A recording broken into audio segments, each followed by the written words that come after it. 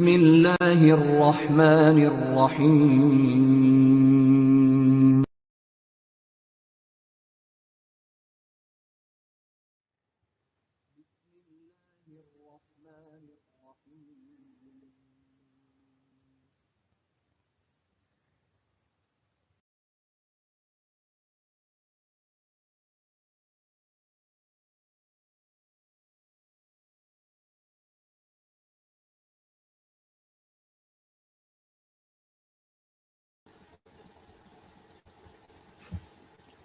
Assalamu alaikum.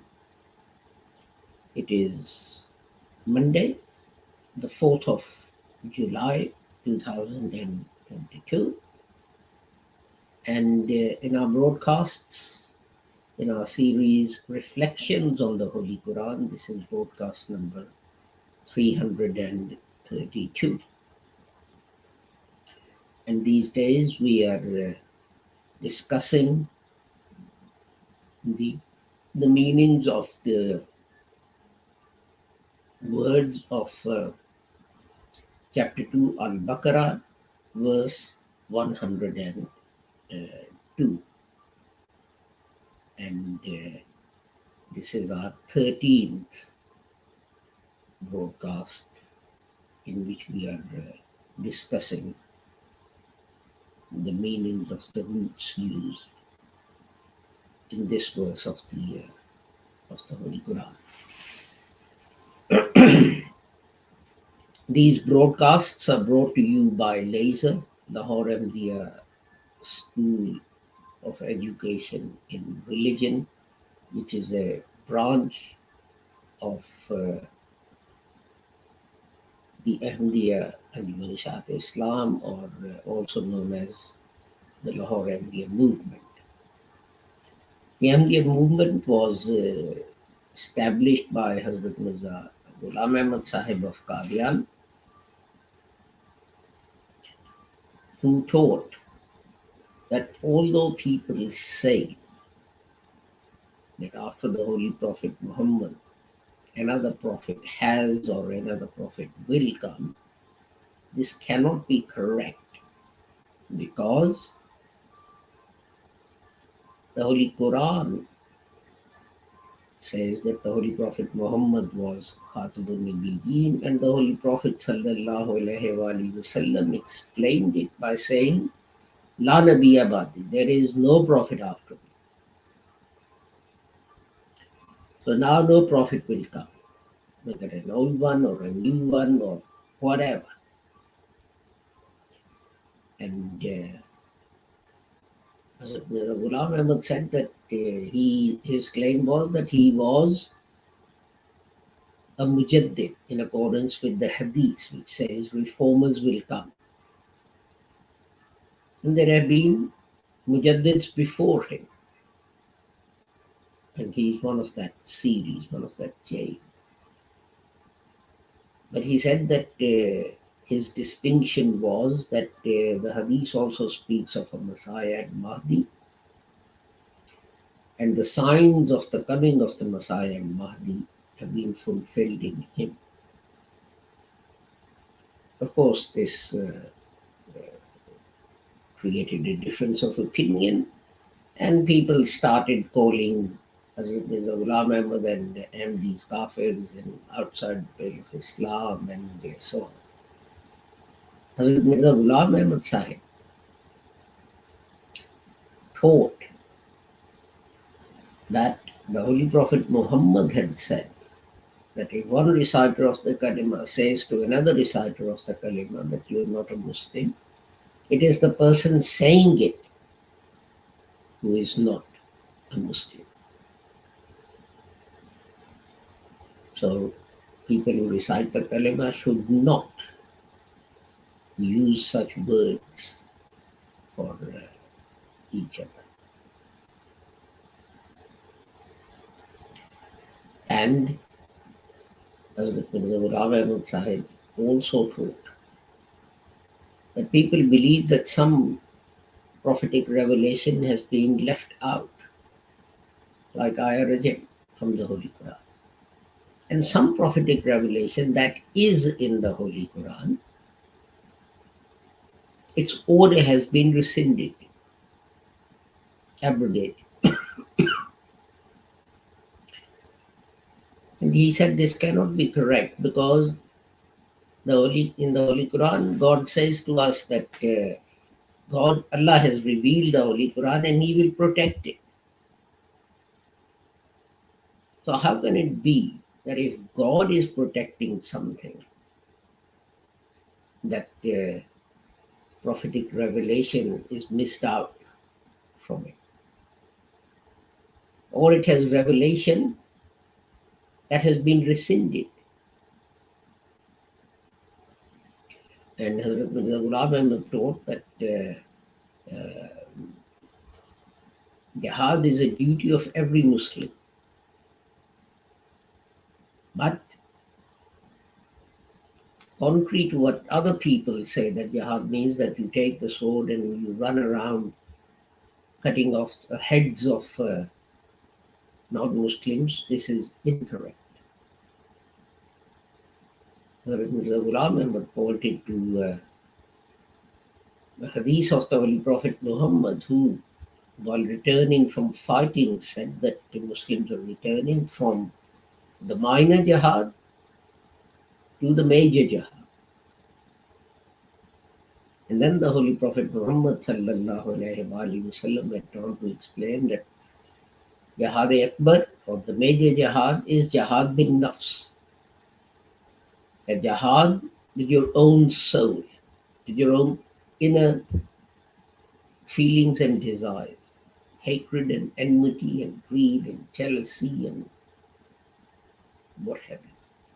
That is a 24-hour jihad that every Muslim should be conducting. So, we should think seriously about these things. So let us turn. It's a long verse, so as I say every time, I won't recite the whole of this verse, but only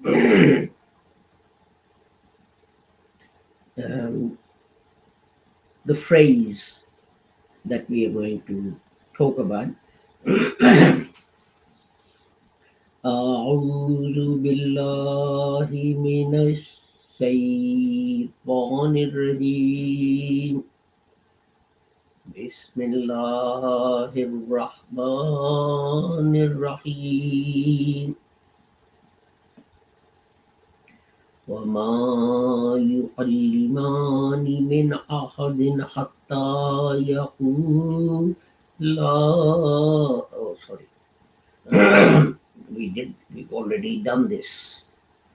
It's the next verse. Verse we are going to look at today is فَيَتَعَلَّمُونَ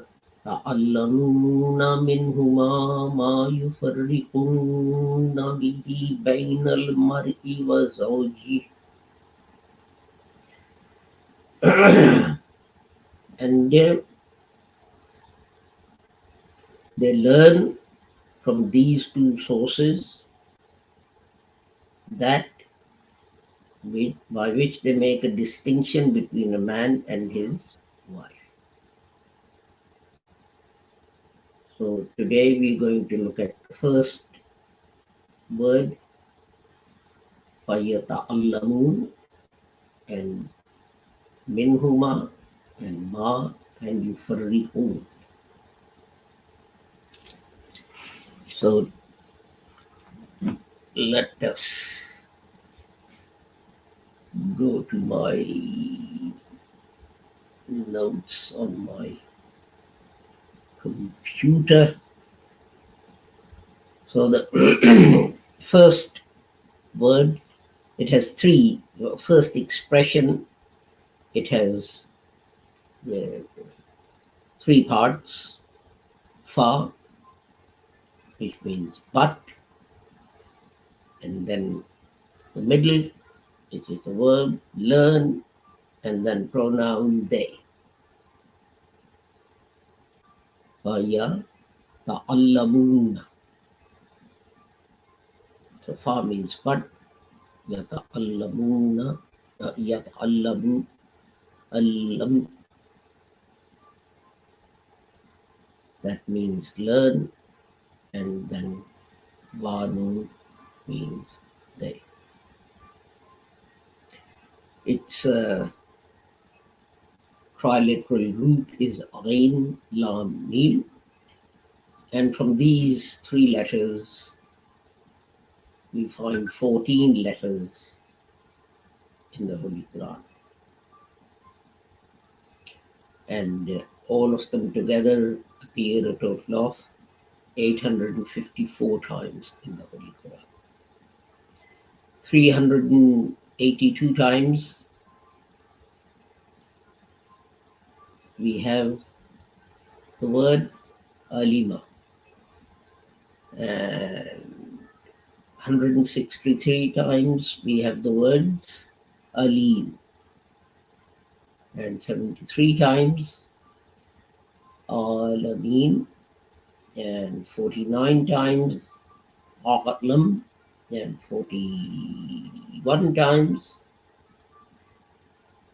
Allama, and 18 times Alim, and 11 times Ma'loom, and the rest once, twice, etc.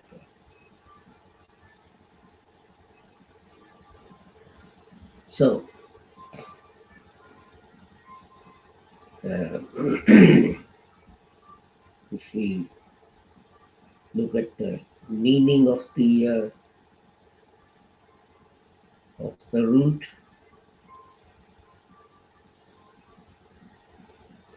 then it means to get information about something. And as I explained previously as well, that you can learn about a thing either from its name or from its attributes. The name is the easy part. You immediately know what someone is talking about. But if attributes are mentioned, then you have to be given lots of attributes. That man, which man? Oh, the person that we went to college with. Yes, I went to college with lots of people. Oh, the one with curly hair, and so on. The one who was very tall. But there's an interesting, a very important, well, not one, but a number of statements made by the Holy Quran. The Holy Quran says, وَعُلِمْتُمْ مَا لَمْ تَعْلَمُوا. Chapter 6, verse 96. He taught you those things that you didn't know. And then elsewhere it says, Allama bil qalb. He taught you by the pen. And what does God teach you? وَيُعَلِّمُهُمُ الْكِتَابَ وَالْحِكْمَةَ. Chapter 3, verse 164. Now, you see, the interesting thing is, why mention pen? Because if you think about it, this is what distinguishes us from other animals. It's not that other animals don't know things, but they don't have the means to be able to preserve what they know. So the result is that every single generation has to go through the same thing and relearn the same things. And that is why advancement can't take place. Human beings, I don't know, they live 70, 80 years now. I mean, previously they used to live 40, 50 years. Um, and there's a limited amount you can learn in that time. And if there is no means by which you can save it and preserve it and pass it on to the next generation, then the next generation is going to spend their time finding out exactly the same things. I mean, to give you an example, when I was at university, I was doing physics, and in the third year, they would give you a practical project that would take the whole year. So they'll give you a topic or a problem or whatever. And what was the first thing they would ask you to do? That was to go to the library and look in the books in scientific journals and see what work has already been done. So you'd say, okay, this is the problem that I'm working on. Can I find anyone else? And of course, in those days, there was no internet where you could go tabity and the results will pop out about who was or had done research in this. So you had to go through books and indices and journals and so on and so forth. And it was not easy. But you looked to try and find whether any scientist, any university had done any work on what you were working on. And if someone had done something, you would look at that. Now, you see, the thing is, some people say, well, it didn't work, so that's a failure. No, it's not. It's not a failure, because if it's preserved in writing, then the people who come after can read your work and say, so he tried this and it didn't work. So I'm not going to waste my time trying that. I'll try something different. But that can only be done if your work is preserved in writing for the future generations to be able to consult it. And that is very, very important. It seems sometimes some verses of the Holy Quran, people just sort of skip over them thinking, well, obvious common sense and so on and so forth. But just think about the great statement that the Holy Quran is making, and that is that if I hadn't given you a brain that allowed you to develop a method of preserving knowledge, you would not have advanced.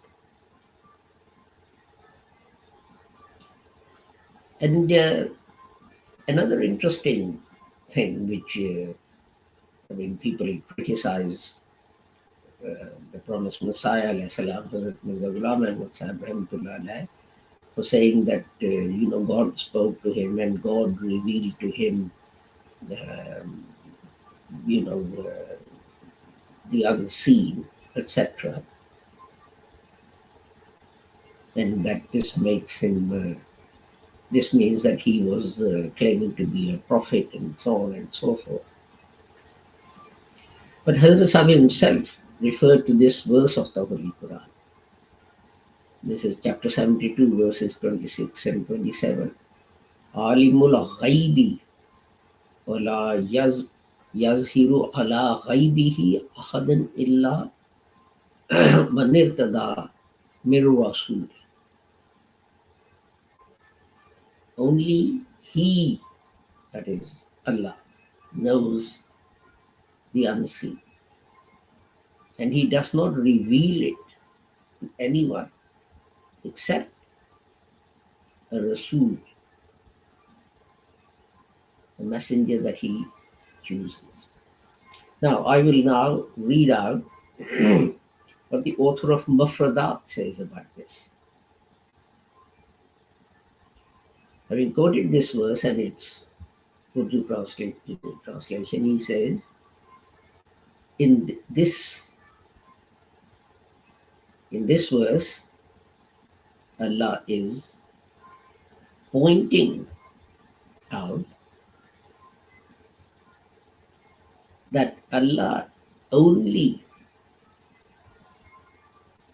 gives his special knowledge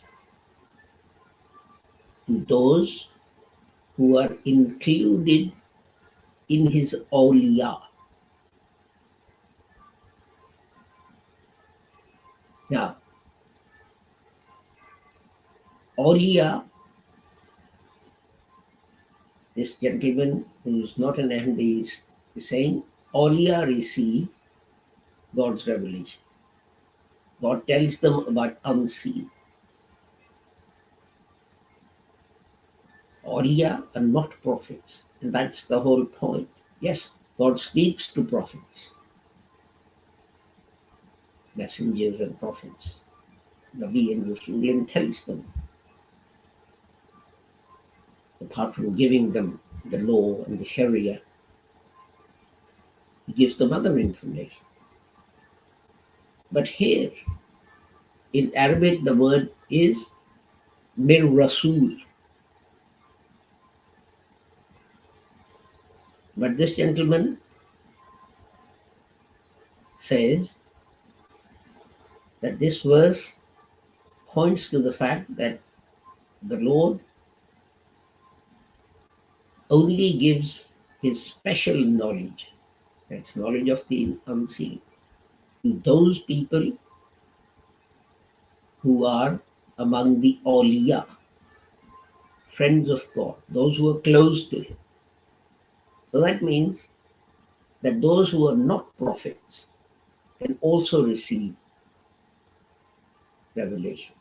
And he then says that Allah alimu,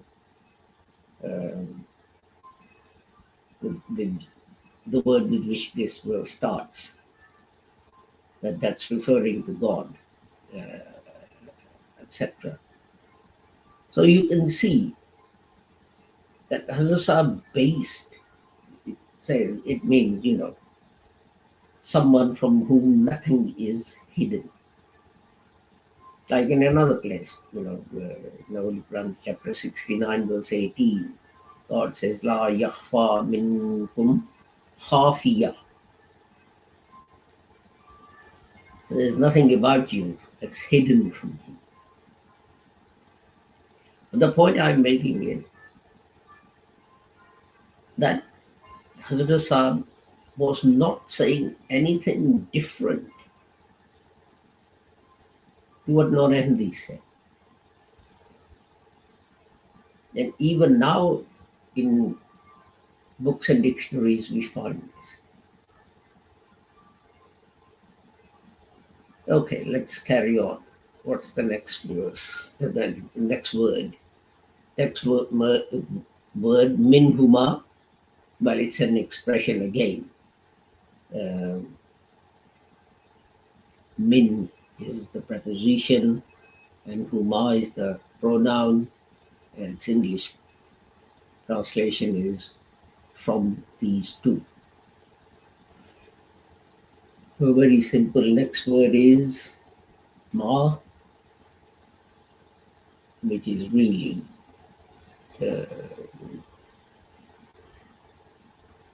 it's called a relative pronoun. And the next word is yufarriqun,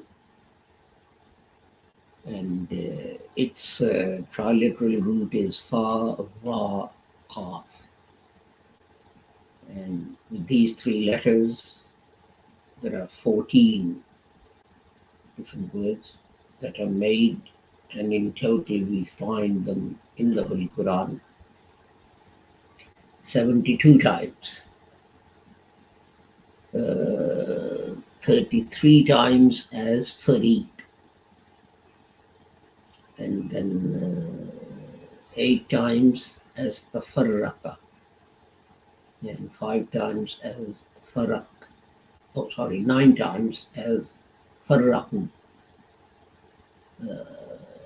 7 times as furqan, and other occurrences are once or twice, and so on.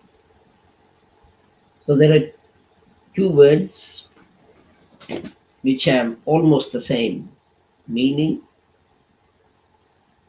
and which is to divide or split.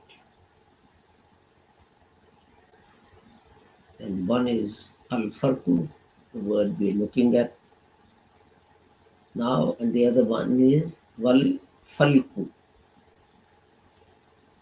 The Holy Quran says in chapter 2, verse 50, وَإِذْ فَرَقْنَا بِكُمُ الْبَحْرَ, and we split the river for you. So, and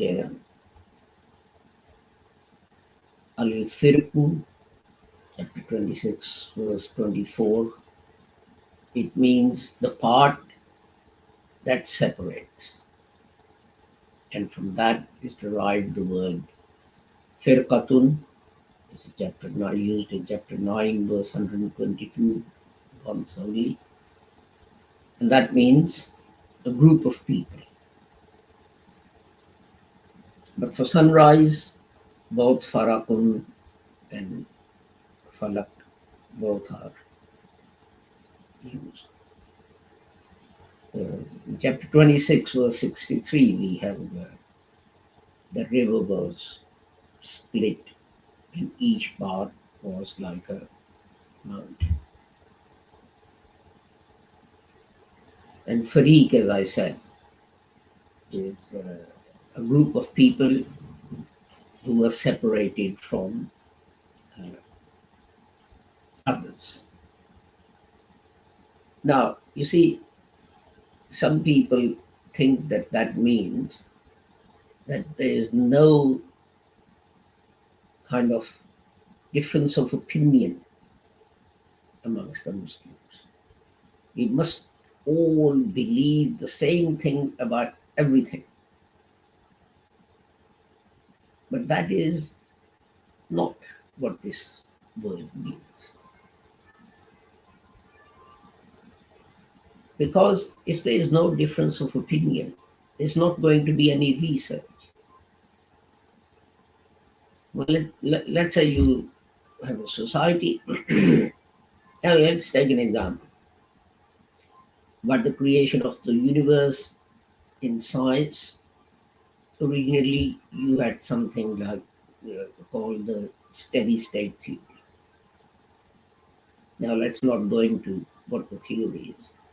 Now, if no one had the right to disagree with the steady state theory, how would science and so on develop? Some people did some experiments and they saw some results which could not be explained by the steady state theory. So they scratched their heads and they said, maybe there was a big bang. And that is that, the universe suddenly came into being.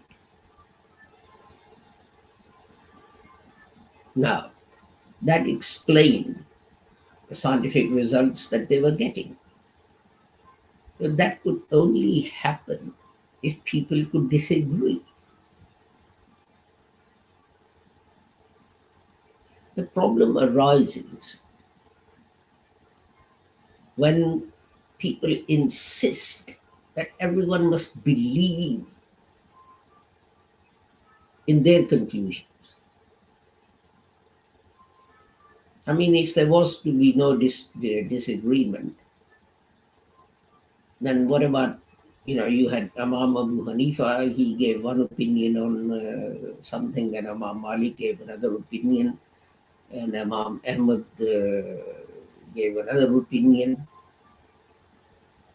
How did these four schools of jurisprudence come into being if there was not, if farq wasn't allowed? What is not allowed is that you divide yourselves up and you start fighting each other and you start calling each other heretics and out of the fold of Islam and start abusing each other and so on. That is what's not allowed. There are Muslims who believe in the theory of evolution.